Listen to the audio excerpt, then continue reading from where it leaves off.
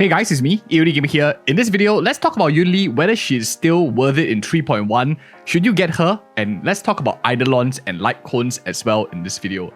Now first of all, I just want to say real quick that Yunli's playstyle is very different from a lot of other traditional DPSs. If you are very used to characters, maybe you are a new player into the game as well, watching this video for the first time. If you like more straightforward characters where you just bunga into the enemy without too much thinking about it, press a few buttons and they attack, don't really need to care about enemies' movement speed and whatever not, then Yunli is definitely going to be a character that is a little bit unconventional, might be a bit tricky in terms of playstyle. Is she still good in her niche? She's probably the best in class counter kind of character. If you guys play other turn-based, maybe PvP gachas, it's a very similar style to the counter cleave kind of styles, where enemies hit you, you counter attack. If you like playing on manual a little bit more, Yunli is fantastic as well. If you're auto battler, like for example myself, you will definitely not like this kind of counter attacking playstyle, because unlike characters, for example, like Blade, who as long as you hit him, he gets stacks. For example, like Clara, as long as you hit, she can counter and stuff like that. Yunli, you actually do need to time it correctly, especially at E0, S0. And that is probably one of my biggest pet peeves. But for most of you, I know a lot of you guys are manual players. If you like the counter playstyle, this character is best in slot for that particular playstyle in Honkai Star Rail. But let's be really honest. In terms of the meta game state, there are two things that she offers, right? First, of course, is counter.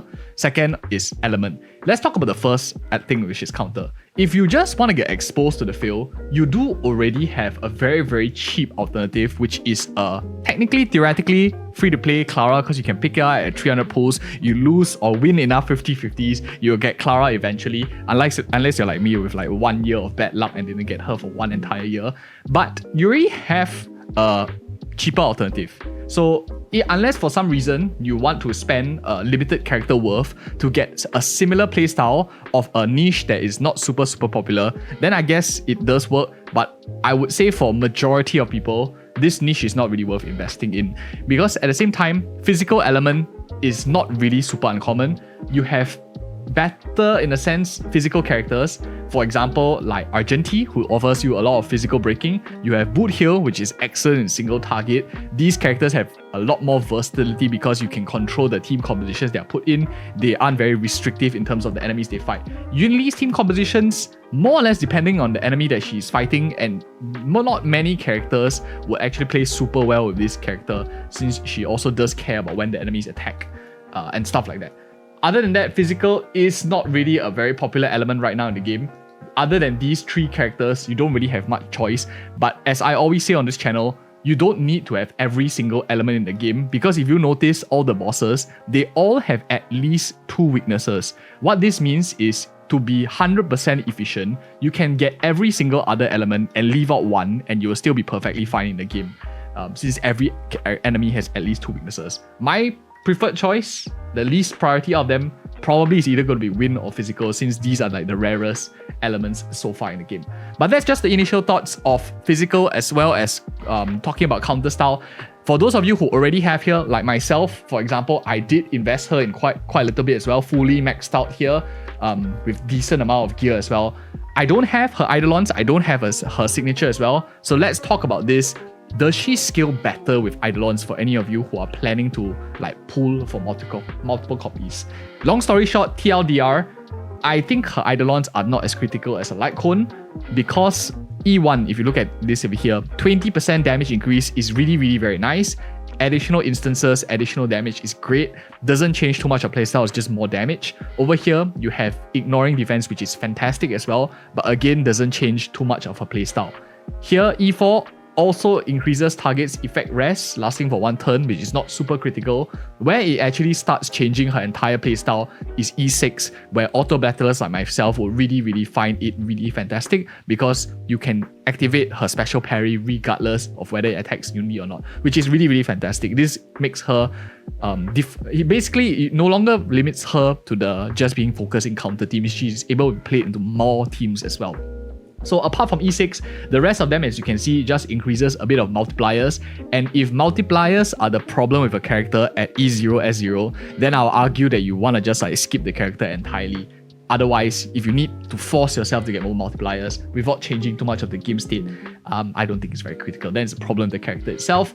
But hopefully Hoiverse changes the things in future. Maybe a buff could look nice. But let's talk about the more important one, which is her signature light cone in the destruction category. So the problem with destruction characters is the free-to-play, or not really a problem, like to the benefit of us smaller spenders, free-to-play players, on the Fall of an Aeon is super strong, and this works really well with Yunli already. So because this exists, you don't really need to spend, I don't know, $100, $150 worth of currency to get the signature light cone. You might as well save it for like Casteri's signature, Maide's signature, and stuff like that, rather than on a relatively niche character like Yunli. So on the 4th Aeon exists is a really strong. The only problem is you can't duplicate this. You can't have each one until the day they allow us to claim more than one in the shop. Hopefully Hoiverse will do that. Other than that, you have a free-to-play one that's accessible already, which is something irreplaceable. Gives you nice amounts of attack. You have some sort of sustain in here, damage increase when you are hit, which is really nice.